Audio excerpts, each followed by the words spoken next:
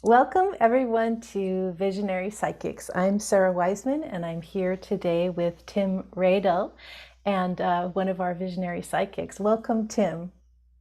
Thank you, Sarah.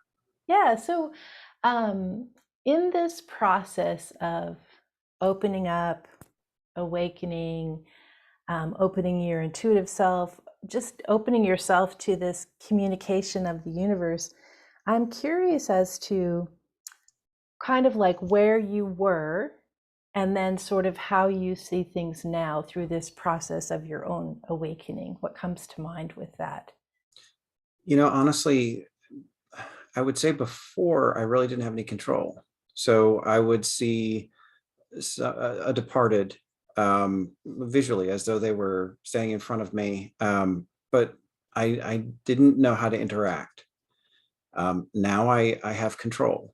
I know, not specifically just with the departed, but also with deeper levels of intuition, with a better connection with source, um, certainly with my guides and angels as well. So I would say that the biggest change is control.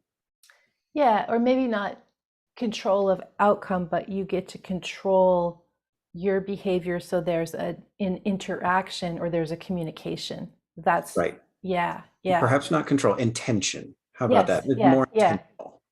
yeah. Yeah, so it's almost as if you've learned a language or you've learned a system Yes. in terms of how as you started to have this, like, because that was the same for me, like things would just happen, not randomly, but not with any I wasn't bringing them to me, they were just happening in front of me. And then when I knew that instead of the guide just showing up um, on a Monday in my room, I could go into a practice where I would go and meet the guide whenever I wanted to. And that was astounding, to have that source available all the time. With your practice now, how often are you intentionally going in? And then how often are things just happening where you can now use these skills to connect? With intention daily. So Mhm. I seek to, maintain a conversation, if you will. Yeah. I very much believe that the more that one practices, the more profound the conversation can get. Mhm. Um, I will say though that there are still kind of these very interesting happenings that I'm sure within the sphere of my existence I'm wanting to happen, but it to say that I could control them is I think probably very naive of me to think. Instead, it's more how I react to them. Mhm. And I Mhm. think like just the other day, I caught something out of the corner of my eye, and it was almost heat, Mhm. and it completely caught me by surprise. But I was able to really, in my own way, kind of dance with the energy and feel what it was there for. Yeah. And it was beautiful in that way. Instead of it being just this thing that happened that I found to be strange, I Mhm. found beauty, and that was an amazing part of my reality. Do you find that like sometimes I'll go through passages of time where it feels like or it seems like there's not a lot of guidance coming in. It's kind of the desert, the desert of guidance. It's there, but maybe I can't get to it for some reason. And then other times it's incredibly activated. Like right now in my life, I feel every little thing is just pouring in. How do you, what's that like for you? That feast or famine kind of feeling? Or why do you think it's there? I wish I could give you an answer because that happens to me quite often. Mhm. Um, it'll be sometimes a couple of days, sometimes a week, rarely longer than that. Yeah. Um, but it does it's almost like, you've in class you've used the notion of a dial. right? We've got a dial on our chest and we can turn it up, we can turn it down. It's almost as though I've turned my dial completely off and I can't turn it back on. That's what it feels like. And then all of a sudden, it's back. Boom. Yeah. And I find the things that are so interesting, like recently I kept getting the word Ozark, which I live in Oregon. It doesn't mean anything to me really at all. And wandering around, Ozark is showing up like 6 times. I'm like, okay, that's something. What am I supposed to do with this? And then I happened upon, again, this happened upon a video by Dolores Cannon. And of course, she is the owner of Ozark Press, right? And so it's like, okay, universe giving me all the clues. All I needed to do was go Google Ozark and it probably would have come up Ozark Press. But what it meant to me was clue, clue, clue. And then when the thing that I was supposed to look at came in, it was confirmed by all the things I'd been seeing before. Wow, and that introduces a tremendous source of my own intrigue. Dolores Cannon's work was unbelievable, and it continues for so many others, but my Lord. Well, and see, I didn't even know that about you either. And yeah, I feel in terms of being a channel and all the work myself and then all the work she did, and it's just so fascinating that here we've never even discussed this and it comes up again, probably for somebody watching to go look up that work and see what it's meant to do for them. Well, I will, to anyone who watches this, just wander into the convoluted universe. just Yeah. you know, read the first couple chapters of book 1, and I think you'll find that the rest of the books are equally as intriguing. Yeah, and did you find, like in my own reading of that, I thought, oh, I know all of this. I've known all of, I mean, not that like I'm anything special. I think we all know all of this. You know, it's just having it laid out there again, having it. Yeah. Yeah. Well, and it's particularly interesting to me that she'll at times kind of show 3 or 4 different interviews in sequence around the same topic, and you'll get several different perspectives on what actually happened. Yeah. I find that to be fascinating. Do you channel in writing yourself or in language? You know, I've wondered if the way in which I write actually is channeling. I don't know. It's never something. No, let me take a step backwards. So I write fiction, and my first book, I will say, just kind of came to me in a stream. It was all stream of consciousness. I didn't write down a plan. I just kind of wrote. And now whenever I write, it's truly stream of consciousness. But I think when I think of stream of consciousness, it's coming from someplace else. Yeah. It's way beyond me. It's not here. Yeah. So this is so interesting because now I remember that you write, and it's almost like everything was erased from my knowledge of you. Like I don't really prepare. We're just going to talk in these interviews. So I don't like try and remember all my Tim facts, but just see, he likes spaghetti. No, I don't. Probably you don't like spaghetti, but and then here we're having this discussion of channeling and writing, and I have been channeling again after multiple years, like 4 years of the desert, and I was channeling this morning actually, and this way that you're talking about, like it comes from non-self, it comes from non-ego, it comes from non-mind. And today I locked into that voice again. It's so like you just know when you get the voice that's coming through you and you lock in, and it's just like smooth driving. You just it's fascinating process. Well, one of the other things I've found to be fascinating. So my last book has this tragic moment in the middle of it, and I felt it coming for like 2 weeks. Yeah. It's almost like the presence of what I was creating gave me a preview of Mhm, mhm. what had to happen.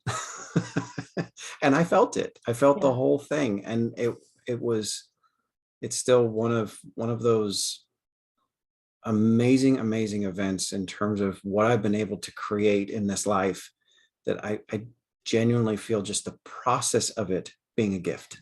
Yes, absolutely.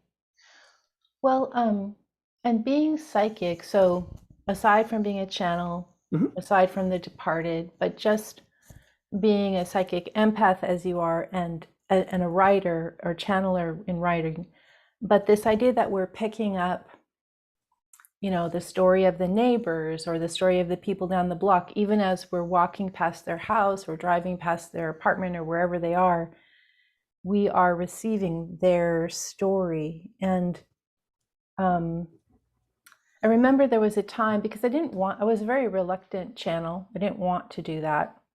I wanted to be a novelist. And I had started channeling. I channeled probably the 33 lessons. And then I was like, okay, check, that's done. I'd like to please go back to being a novelist now. And I was working on this story that was coming in from the neighbors. It was very sad. There was some deep problem going on. And in the story, one of the characters that was probably a real person was going to take his own life. And my husband, I was writing that, was getting ready to write that. And my husband came in the room and he said, I just spoke to my mom when she was living. And he said, my mom says, don't waste your time writing about sad things. And something else, like write about things that lift people up. And she didn't know I was writing. She didn't know I was about to write. And that was it. And I don't know if there's a message for you or a message for me or a message for somebody else in this, but it was just astonishing that happened. So this interconnection of all of us, this one soul, knowing what was meant to be, what the direction was, getting guidance that way, was fascinating to me. And as we've studied, right, the individuals who have allowed us to take a deeper dive into their own experience, Mm-hmm. it's something else when you really truly make a connection to someone's story, Yeah. and really be able to investigate what might still be troubling, where there's opportunity to move past hurt or injury. Yeah. It's something else when really you can see clearly what's happened, and perhaps some of the ancillary details around it where others are being affected, and then to be able to help the situation. Yeah. To lift it. Yeah. Mhm. How do you find that? Do you live in an urban area, rural area? What's the density of population like where you are? I'm in a neighborhood. Okay. This is very much middle America, Hmm. Northeast Ohio-ish stuff. Okay. So do you know? And I'm in the same version in Oregon. Do you find that things are? I am finding that things are getting better, even though the entire news feed would argue with me, right? But I am finding, as I go about the day and come across people, there's a lifted sense that maybe even this internal work that we've all had to do from pandemic. What are you finding where you are? There's a lightness that I see in the neighborhood. There's, people waving, people talking, um, more neighbors just, seeing somebody outside and going over and saying hi, even when it's been bitterly cold outside. So Ah, that's right. it's a really, it's a beautiful thing to see. And I mean, even my own relationships, I've talked more with neighbors in the past month than probably I have in the past 2 years. Yeah. When you look into future envisioning, or when you're given future imaging or guidance, what do you see forming? Hope. Hmm. I see hope, but I also see a tremendous change and a tremendous challenge to so much of what we are. Mhm. Not in a bad way, but in a challenge to grow, a challenge to expand. Mhm. You know, I very much feel that, and I very much have seen that. If you were going to pick where you think humanity is on a scale of infant to the most aged elder, what stage of life do you you can please don't say 1 month old. That will be very No, depressing. But yeah. no, I think I would say probably like 23. Okay. Yeah. So somebody, well, somebody, a collective that has gone through an infancy, Mhm. been a little bit boisterous, been a little bit out of control, and now starting to see perhaps something more. Yeah. And at the same time, seeing perhaps its own responsibility. And I think we're stepping into that. Pardon me, but we're just stepping into that. Yeah. How do you feel? So if you look at this idea of 23-ish, that's the age of the current Gen Z, which I am fascinated with. I've got two two millennial adult children and one Gen Z, and the difference is astonishing to me. Um, the collective communication through electronica, the loss of gender roles, loss of just all these roles that divided us. Do you have any feeling on so, and that's just Gen Z, like the other ones that are coming up, I don't even know what they're like yet because I don't know any of those currently, but what do you notice around your own feeling of the different generations? You know, it's almost a 50-50 split. It's either people in Gen Z who have absolutely accepted the challenge Mm-hmm. and have Mm-hmm. accepted responsibility for themselves. And then there's this other half that's deeply entitled. Mm-hmm. And I've seen too much of that to ignore. Yeah. And by no means am I going to label everyone in that generation as an entitled brat, but I've seen too many of them to ignore. Well, it's like the use of technology for helping the whole or the use of technology to inflate the ego. Yeah. Yep. And that's why this age 23, when you just start to look at like, what am I even doing? Yep. Not for that generation, but for us as a collective. Um, I guess anything else that you would like to add as to your own experiences or how you feel. I'm curious as to how you think this coming year, which would be 2022, is going to unfold as you look at what we've just come out of. At time of recording, we're almost through, I think, the pandemic. There's a lot of political stuff. How do you see this year flowing? I think with a growing sense of community. Yeah. You know, we certainly have this awful situation that's happening for Ukraine. Mm-hmm. That in a very abstract way, I believe is reinforcing this notion of community. I think so. Um, you know, I think coming out of the pandemic, there's going to be some very interesting adjustments that we're all going to have to make Mm-hmm. to just get used to being around each other again. Mm-hmm. But in that way, I perhaps we've all had a chance to grow. Perhaps the conversations can be just a little bit deeper. Yeah. Good. Well, I will put all the information to find you in writing so that these videos aren't out of out of date the minute I post them. And anyway, Tim, thank you so much for your time today. It's a great pleasure to talk with you. Certainly my pleasure, Sarah. Thank you. Thank you. Okay.